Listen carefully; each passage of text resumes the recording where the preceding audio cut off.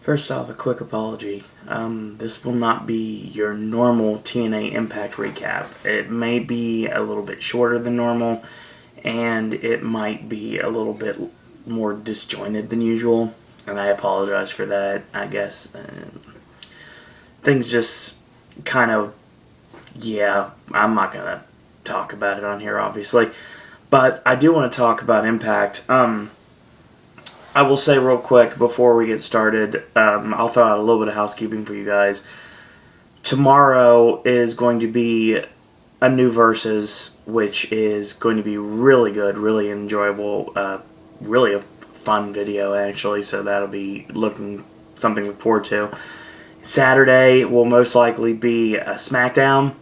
Sunday will be the new Versus. Yes, you're getting two Versus this week. And we're also going to be having our AJ's movie reviews, which are the 4 new release movies we're watching this week, plus Old Boy. And we're also that's going to probably come out on Monday. And we have our BAFTA recap on sometime this coming week. So yeah, there's a lot of stuff still to come this week. But yeah, it's been a long night, so I'm just going to go ahead and go into it. We start off the show with Magnus, Rockstar Spud, Ethan Carter III, and Dixie Carter. They all come out. Dixie says she'll never lose control of the company because she has something MVP doesn't, and that is the TNA World Heavyweight Champion Magnus. Ethan Carter III says he is a stunning nephew who ended the career of Kurt Angle. Well, Dixie's like, pshaw, don't worry about you. Let's talk more about Magnus. So, Magnus says people make him ashamed to be British. He's not a paper champion like everyone says. He does see opportunity, but there's none here. In order for this to work, Dixie says, ground rules have to be established. There's, of course, a pecking order in TNA. It goes the champion, the president, everyone nipping at his heels, and then MVP. MVP can't buy him because he doesn't sell out. So MVP comes out. Of course, he's got the number 1 contender, Samoa Joe, with him. And basically, it's officially made Joe and Magnus at lockdown for the TNA World Heavyweight Championship.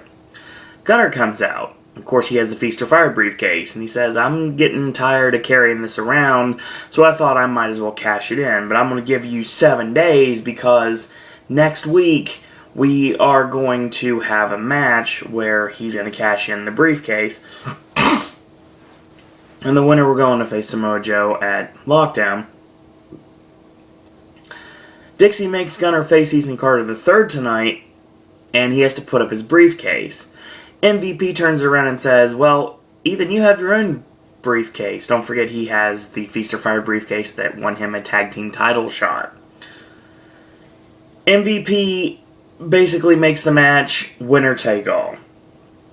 And it's going to be next in a ladder match. So, the long opening of the show, Dixie talks. Personally, I know there's been a lot said about Dixie Carter, and some warranted, some not. I'll say right now that her time as an on-air personality hopefully is ending rather soon. I think that this is the opportunity to give it to someone else and let MVP run with it. I think that might be interesting, and I think it actually might work in the long run. And I think it's exactly what direction we're going. But then again, there was a rumor saying this was going to go all the way to October, Bound for Glory, so you have to have it trickle down differently. So I don't know. I'm not exactly sure at this point. We got our opening match. It is the ladder match, winner take all, Gunner against Ethan Carter III. I'll go midway through the match. Magnus interjects himself and shoves Gunner off the ladder, and he's about ready to grab both cases. The Cowboy James Storm comes out, tosses Ethan Carter III, goes for the last call super kick on Magnus. Magnus ducks out of the way, powders to the floor. MVP says, no, that's not going to go that way, and there's still going to be a match, and it's still winner take all, but it's going to be a tag team match, and starts up next.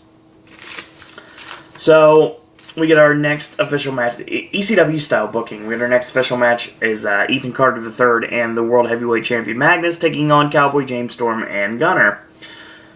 So we get midway through the match, and Magnus nails Gunner with the ladder and nails a leaping leg drop off the ropes. Ethan Carter III does a leaping elbow. They toss Gunner out. Carter says up the ladder, climbs up, Magnus pulls him off. It's like, no, are you crazy? I'm the one that's going to take the win in this match. So they argue, and Magnus gets pulled off and he tries to climb up. So Storm comes in and breaks up the party with his clothesline, sending Magnus over the top rope to the floor. And he gets up, he gets the ladder, and they double hip toss him on top of the ladder. He goes for the gun rack, does Gunner. Magnus boot in the midsection. They toss Gunner out of the ring. Storm with the cactus clothesline on Magnus, sends him over the top rope to the floor. Ethan Carter III is left in the ring by himself, and he gets caught with a urinagi while Gunner's on the ring apron. Goes up top, swan dive headbutt, climbs up, grabs the chain, and uses his immense strength to pull down the chain, and thus winning both cases. So, James Storm and Gunner win this, and now they're both recipients of briefcases in Feast or Fired. So there is nobody in Dixie's regime that has any Feast or Fired briefcase now, thanks to this match. So, Rockstar Spud is using tape to divide the room, so it's half Dixie and half MVP, because obviously they're half owners. Okay. So the Bromans come in and they say they have a bro agreement with Ethan Carter III that he would never cash in that briefcase for a long, long time. MVP walks in and basically says that any control Dixie had is slipping away. So they talk about legalities. MVP says, okay, in the chance to be fair, we're going to strip the Bromans. We're like, no, we're not going to do that. So the Bromans are going to have a match next against the Wolves, so that's going to be up next.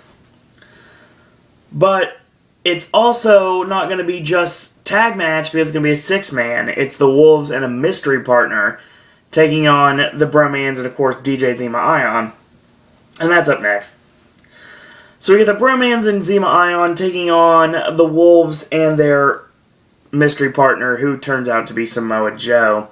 So this match was pretty good for what it was. I really wish I could have written more about it here.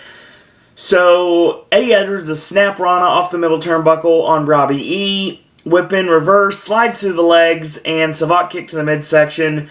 And he nails a Shining Wizard, tagging, and the atomic drop, chop down, and jackknife cover by Davey Richards, 1-2, and a kick out.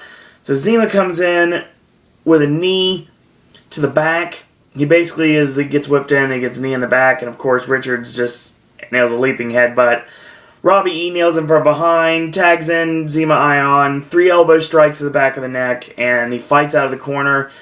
And whip in, caught with a drop toe hold, and all 3 members of the Bromans connect with knees to the side of the head of Davey Richards. So, tagging to Jesse Goddard, he comes in, gorilla press, and Robbie off the middle turnbuckle with the elbow drop. Samoa Joe makes the save. So, Robbie with the chin lock, and Richards elbows his way out, comes off the ropes, mows him over with an elbow, 1-2, and Davey Richards again kicks out. So, a double whip. They toss Robbie into Jesse. There's the drop kick, hot tag to Samoa Joe, tagging to Zima Ion, clothesline, back elbow, whip in, and inverted atomic drop, Yakuza kick, and senton backsplash. When he gets up to his feet, he hits 3 knee strikes using the opposite knees. And he whips him in to the knee, comes off the ropes, gets caught with a snap power slam. The Bromans try to interfere, and they end up elbow dropping Zima Ion. They get tossed to the floor by the Wolves. They nail stereo topes, and Zima runs into a ST Joe in the corner. He locks in the rear naked choke, the coquina clutch, and that's the end of the match. So, entertaining, very entertaining. The Wolves have a good first impression in TNA, as why wouldn't they? And with the exception of that slight botch, the match against the Ascension on NXT, I still didn't have quite as much of an issue with as apparently the higher-ups in WWE did. But still, I enjoyed the match for what it was, and you have to make Joe still out to be the world beater that he is going to be. Basically, Joe is going to end up winning the World Heavyweight Championship, and I think it's the right decision at this point. Samoa Joe right now is basically being built up in TNA like Taz used to be in ECW. No coincidence that Taz brought Joe to TNA, so I'm going to go back in the history books for that one. So, we get Dixie basically in the back, and Velvet Sky's there, is like, you know what, why do you want to make this match against Chris Sabin? She's like, well, you know, it's okay, we're just going to do it anyway. So, Rockstar Spud and MVP get into it, and Rockstar Spud basically calls MVP washed up. And MVP ends up taking offense to it and making a match against Rockstar Spud tonight. So, we get our next segment, and I'm sorry I couldn't write more on this because I really wanted to, but I kind of got, let's say I was distracted at this point. And I went back, and basically Abyss comes out. He's got the hood over his head. He has no mask on. He basically says to keep the lights down. I didn't want this, but Eric Young got involved, and of course it's his fault this happened. So EY comes out, and he basically says, I'm just trying to help. I'm just trying to be your friend. Abyss asks if he's afraid, and Eric Young says, basically, no, I'm not afraid. As a matter of fact, going through Monsters Ball last week should tell you I'm not afraid, because he was not wanting to get in the ring, and when he got in the ring, when Abyss asked if he was afraid. So, basically,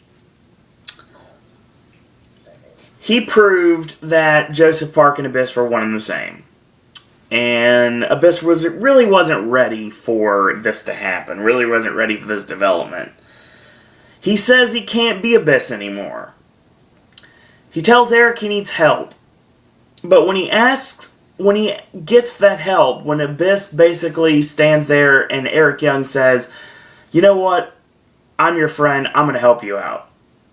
He snaps and says, I don't want your help. I don't need your help. As a matter of fact, we're done. He basically says he needs to go find himself.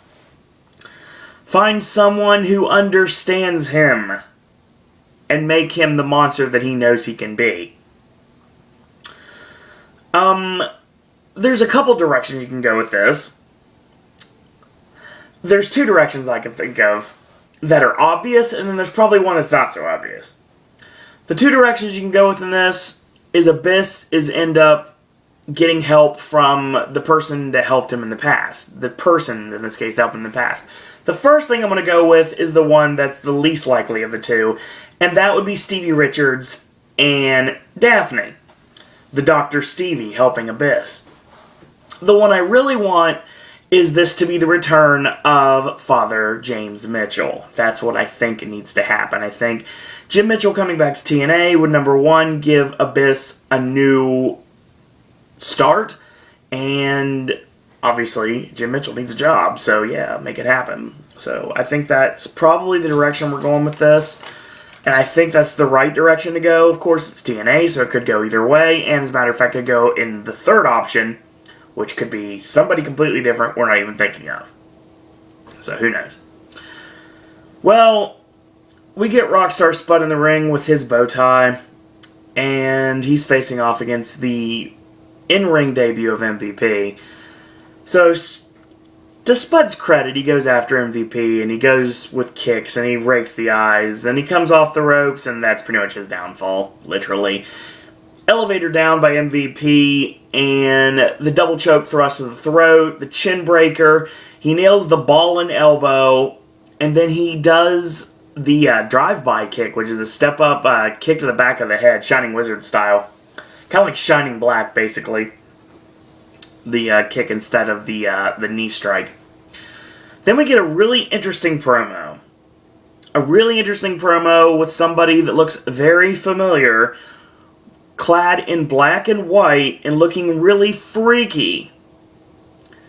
And it said, "Willow is coming." Yes, Jeff Hardy looks like he's either going to be A, pulling double duty, or B, he is going to be just reborn as Will-O-the-Wisp. Obviously, that's his Omega gimmick back in the day. So, we'll be interesting to see what happens with that. It was really freaky. He was out in the woods. It was just really odd. So, of course, Bobby Roode once again wants his title shot. He gets up in Dixie's face, and it pretty much costs him everything, because later on, he basically says that he can't handle it anymore. It's over. So we see security show up and say, "Bobby, you have to go." Dixie's orders. So basically, Bobby Roode has been sent out of the building. We don't know if he's fired. We don't know if he's got a restraining order against him because of Dixie getting scared. We don't know what it is. But we know that Bobby Roode has to leave the building. Okay. Interesting direction to go. We get Chris Sabin and Velvet Sky. And basically this match doesn't go like anything really. He basically calls Velvet a skank. So Velvet kicks him in the knee. Because to her credit, she took the one free shot that Sabin was giving, and of course she knows him very well in more ways than one, so she kicked his bad knee. And then she kicks him in the groin, and he basically like scoffs it off, like ha, pulls out a cup, of course, like I knew you were going to go to dirty tactics. And what happens when he turns around? He gets low blowed. She takes him down and starts pounding away. And then we get somebody that enters the ring. Someone that's unnamed as of this moment, which I'll mention who it is. And this person decides to just toss Velvet off like she's yesterday's garbage. She whips her in, gives her a big boot, locks on a full Nelson, and ragdolls her. Sabin makes the cover and pins her, and that's all she wrote. And after this is over, this unnamed female is actually there on the shoulders of... Actually has Sabin on her shoulders, basically. Really interesting. Now, this is a storyline that I've heard about for a while, and I didn't know anything about it. Apparently, there's a German wrestler that I know that she has worked for Pro Wrestling Eve in England, and actually, she is a former champion, actually, at this rate. I'm looking at her bio. Thank you, Wikipedia here. She is somebody that was trained by Alex Shane and Joe Legend and a lot of superstars that have a lot of credibility. And her name is Alpha Female. What she looks like to me is if Luna Vachon, God rest her soul, obviously, Luna Vachon was on roids and, like, melded with ODB. It's kind of like, it reminds me of that. It's kind of like, Alpha Female is kind of like a roided up Luna Vachon. Or, if you want to go in this direction, it's kind of like, I guess you would say, it's kind of like Chris Sabin is Just Incredible, and Alpha Female is Nicole Bass. Maybe? She's more of a China type, actually, is what we're going to go with. She's definitely the muscle, and she's the one that carries Sabin and everything. So, she's going to be feuding with Velvet Sky, so Sabin doesn't do that. And then, of course, that's going to probably end up being mixed tag matches with Austin Aries, the new X Division champion. I think that'll be the direction you go with that. So, Bully Ray goes into the locker room, takes Mr. Anderson's phone, calls his wife, and says, "This is the phone call," I'm paraphrasing here, "this is the phone call you never wanted to get." And we hear just Bully's side of the conversation. Basically saying that I'm going to send Anderson back to you in a box and tell the twins that Daddy says goodbye. How appropriate. So yeah, Bully Ray is still being a uber heel even after the Aces and Eights are over. So we get our main event. It is the casket match, Bully Ray and Mr. Anderson, and this has been building and building and building, and instead of blowing it off at Lockdown, we're blowing it off on Impact. Okay, I would have waited till Lockdown. They still might do something at Lockdown, but then again, you had the babyface go over here, so you can't really do anything else. I think this feud's over. Literally, it was nailed in the coffin. I know.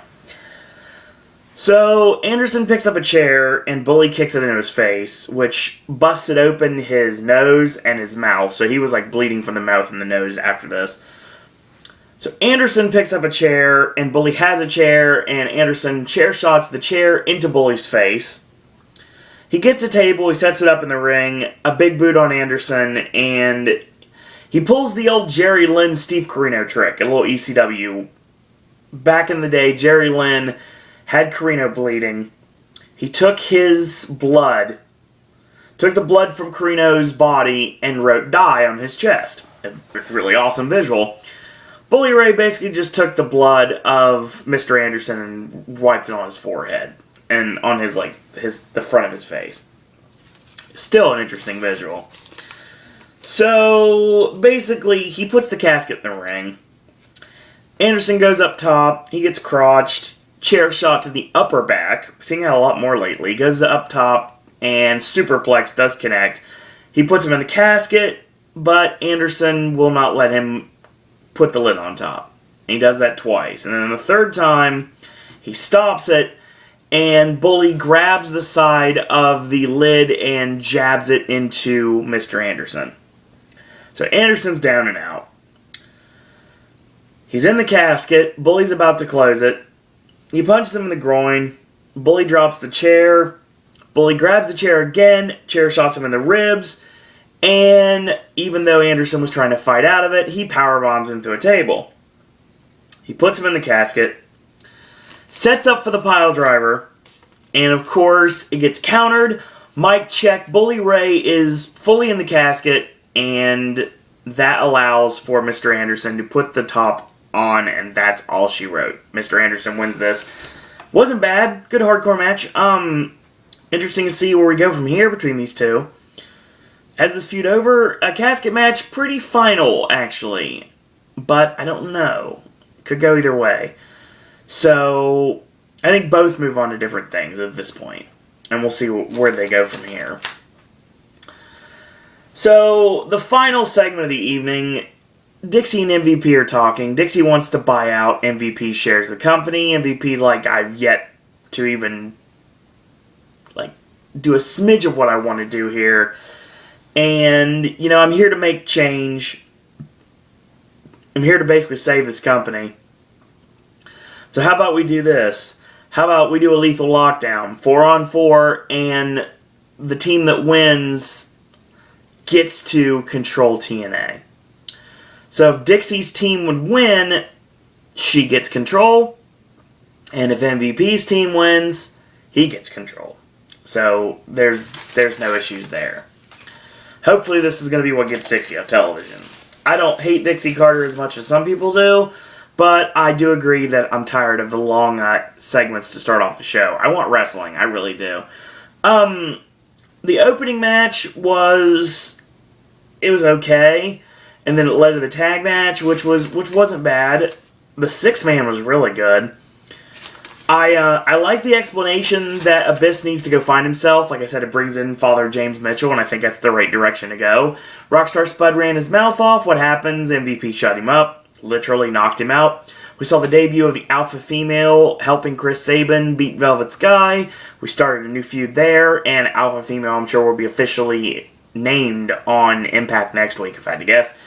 And the final in the Mr. Anderson Bully Ray saga was completed, at least so I thought, or so I think at this point, when Mr. Anderson beat Bully Ray in a casket match. Interested to see where we go from Impact from here. We're still on the road to Lockdown. Lockdown is a couple weeks away, actually. Lockdown is the 9th of March. And TNA pay-per-view, and of course, April is actually going to be Sacrifice, and then of course, after that, we've got We got our Slammiversary, and then we got Bound for Glory, and TNA's going to have 4 pay-per-views in 2014. Hopefully, there will be a free preview that I'll be able to see when I go to Universal in September and December this year. So, yeah, like I said, the Impact recap, a little bit more disjointed than normal. I'm sorry about that. Like I said, it's been a long night. We'll just go with that. So, hopefully, when you see me again on Saturday, I'll be a little bit more better than I am right now. Obviously, I'm not wearing glasses for a reason, so yeah, there's always that.